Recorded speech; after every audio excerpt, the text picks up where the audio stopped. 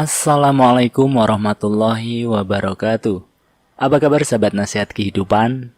Kali ini saya akan kembali lagi menceritakan kisah misteri yang berjudul Pesan dari Mereka bagian yang ketiga. Ucapan Hendra membuat Dayuh kebingungan. Bila itu yang Hendra inginkan membuat takut dirinya, dengan hal semacam itu tidak akan menggoyahkan Dayuh.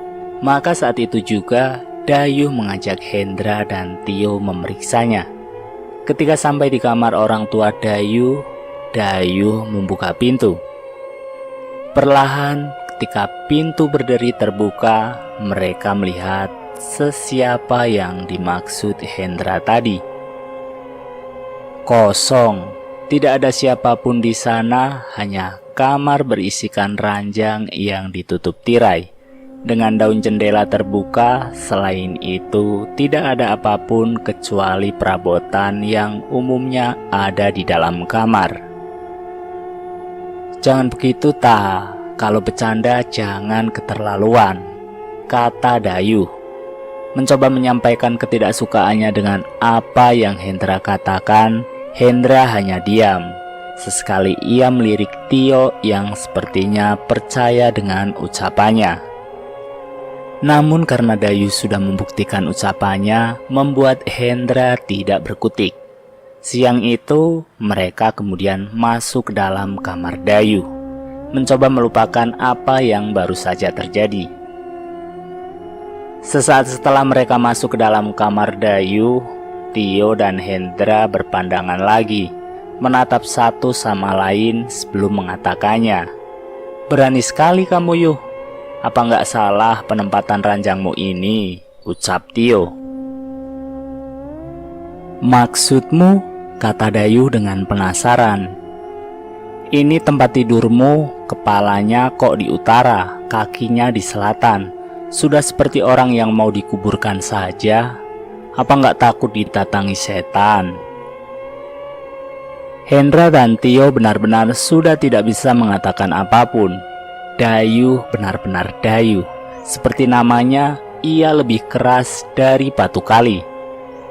Umumnya di Jawa, terutama Jawa Timur, menghindari posisi tidur untuk tidak menyerupai jenazah, di mana posisi itu dapat mendatangkan kesialan yang mungkin ikut datang. Selain itu, posisi tersebut dianggap tidak lazim karena dipercaya memanggil mereka yang sudah meninggal. Sepanjang siang mereka mengobrol kesana kemari, sembari bercerita apapun, sampai tiba-tiba Tio tercetus sebuah ide untuk memainkan sebuah permainan yang dulu menjadi semacam euforia menguji mental anak seumuran mereka. Jelangkung pensil, begitulah anak-anak dulu memanggilnya. Meski awalnya menolak, Dayuh tidak bisa membuat kedua temannya menghentikan permainan konyol itu. Bahkan sebegitu terkenalnya permainan itu sampai Dayuh tahu cara memainkannya yang nyaris seperti bagaimana jelangkung dimainkan, meski dengan beberapa media yang berbeda. Hendra sudah selesai menulis huruf abjad A sampai Z, menuliskan angka 0 sampai 9, dan terakhir dengan sentuhan gambar titik awal pensil diletakkan di media kertas. Tio memastikan pintu dan jendela ditutup, sementara Dayuh memperhatikan kedua temannya seantusias itu dengan hal ini lagi. Hendra memanggil Dayuh dan Tio, meminta mereka memindahkan pensil dari satu tangan ke tangan yang lain. Di sana mereka diminta membaca salah satu kalimat yang tentu banyak dikenal oleh orang, memanggil mereka yang ada di sekitar kamar itu. "Jelangkung, jelangset. Di sini ada pesta kecil-kecilan. Jelangkung, jelangset. Di sini ada pesta kecil-kecilan. Datang tak dijemput, pulang tak diantar. Jelangkung, jelangset." Meski mengganggu, Dayuh merasakan ada sentuhan mistis di saat ia mengucapkan itu. Seperti intensitas seakan di dalam kamar itu tidak lagi hanya ada mereka bertiga. Anehnya, pensil berhenti tepat di tangan Hendra, sehingga Dayuh dan Tio lah yang berhak mengajukan pertanyaan pada Hendra. Di sana ia akan berpura-pura menjadi tangan kanan dari mereka yang bersedia. "Ayo silahkan bertanya," kata Hendra yang sudah menempelkan pensil pada media kertas itu. Peraturannya adalah Hendra tidak boleh mengangkat pensil itu dari permukaan kertas. Ia hanya boleh menggores kertas itu dengan coretan dan membentuk kalimat yang dipertanyakan. Meski Dayuh merasa Hendra berpura-pura bermain seakan benar-benar digerakkan oleh kekuatan tak terlihat, namun cara Hendra memainkan perannya benar-benar luar biasa. Tangannya gemetar seakan menunggu pertanyaan. Hendra menatap Tio dan dengan perlahan tangannya bergerak menggores pensil dan melingkari satu kalimat dari dua kalimat yang tersedia di media kertas. Dayuh hanya memperhatikan, ia masih belum bisa percaya sepenuhnya. Apakah harus sejauh ini bagi kedua temannya untuk membuat ia harus percaya dengan hal semacam ini? Namun tatapan Hendra seakan ia benar-benar serius dengan permainan ini. "Nama Anda siapa?" tanya Tio. Hendra kemudian menggerakkan pensil, ia melingkari beberapa huruf membentuk sebuah nama terang. "Sulastri." Dayuh yang melihat itu tampak curiga, seakan Tio dan Hendra sudah merencanakannya. "Bagaimana Anda bisa meninggal?" tanya Tio kembali. Meski menolak, namun Dayuh penasaran dengan gerak tangan Hendra. Ia mengikuti setiap huruf yang dilingkari oleh Hendra, menyusunnya sehingga membentuk sebuah kalimat. "Kecelakaan." "Anda meninggal karena kecelakaan?" Hendra menjawab, "Iya." Dayuh yang mulai tertarik kemudian mencoba mengajukan pertanyaan itu. "Kecelakaan seperti apa yang menimpa Anda?" Dengan cepat Hendra melingkari huruf-huruf tersebut, dan itu membuat Tio tampak menegang saat melihatnya. Anehnya, ekspresi Hendra yang awalnya tenang tiba-tiba menjadi pucat pasi, seakan ia tidak tahu apa yang terjadi. Digilas sebuah truk. Dalam sesaat serangan rasa sakit di kepala Dayuh tiba-tiba terasa, seakan ia salah membaca kalimat itu.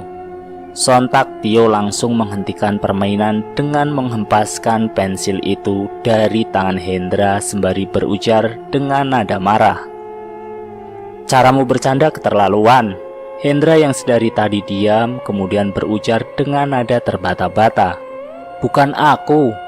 Siang itu diakhiri dengan Dayuh yang tiba-tiba menjadi diam, seakan apa yang baru saja ia lalui tampak nyata meski Tio sudah menjelaskan awalnya itu hanya permainan iseng belaka.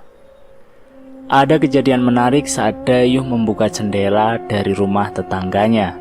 Ia melihat ada yang mengintip dari balik sebuah tirai di jendela, seakan ia menunggu momen ketika Dayuh mempergokinya. Sebelum sosok itu lenyap kembali dari balik tirai itu. Malam tiba lebih cepat. Dayuh mengurung diri di dalam kamar. Ia masih kepikiran permainan teman-temannya. Meski akhirnya mereka mengaku hanya iseng belaka, namun nama dan bagaimana pertanyaan Dayuh seakan improv dari Hendra. Namun yang menarik pikiran Dayuh adalah sosok pengintip. Seakan sosok itu membuat pikiran Dayuh melayang jauh di tengah pikirannya yang berkecambuk. Tiba-tiba terdengar suara pintu diketuk. "Yuh, keluar nak. Ibu minta tolong ya." Dayuh membuka pintu, dilihatnya sosok ibunya. Ia tersenyum sebelum menyampaikan keperluannya. "Ibu mau ke rumah tetangga sebentar. Si Hanif sedang tidur di kamar. Temenin sebentar ya. Bisa kan nak?" ucap ibu sebelum melangkah pergi. Dayuh pun masuk ke kamar lalu menutup pintu. Dayuh melihat Hanif, adik perempuannya, ia tengah tertidur pulas di atas ranjang orang tuanya. Bapak belum pulang, mungkin lembur, jadi di rumah hanya ada Dayuh dan Hanif. Untuk membuang rasa bosannya, Dayuh kembali ke kamar, berniat mengambil buku pelajarannya. Sesaat sebelum menutup pintu kamar orang tuanya, Dayuh sekilas merasa ada seseorang. Ia melintas begitu cepat, samar-samar, membuat bulu kuduk berdiri. Namun Dayuh menepisnya. Cepat-cepat ia ke kamarnya sendiri, mengambil bukunya, lalu kembali ke kamar orang tuanya. Namun aneh, manakala Dayuh menyentuh handle pintu kamar orang tuanya yang seharusnya tidak terkunci, tiba-tiba terkunci sendiri. Seakan ada yang sengaja mengunci kamar orang tuanya. Bu, sudah pulang," teriak Dayuh berharap ibunya lah yang sudah mengunci pintunya. Namun hening, tidak ada jawaban apapun dari dalam kamar. Dayuh masih mengetuk pintu, lalu ia kaget. Hanif sedang tidur, maka satu-satunya yang Dayuh pikirkan adalah jendela kamar ibu. Meski terakhir Dayuh melihatnya tertutup, mungkin ia bisa melihat apa yang sebenarnya terjadi. Ceritanya sampai di sini dulu ya sobat. Nanti saya akan lanjutkan pada bagian yang keempat.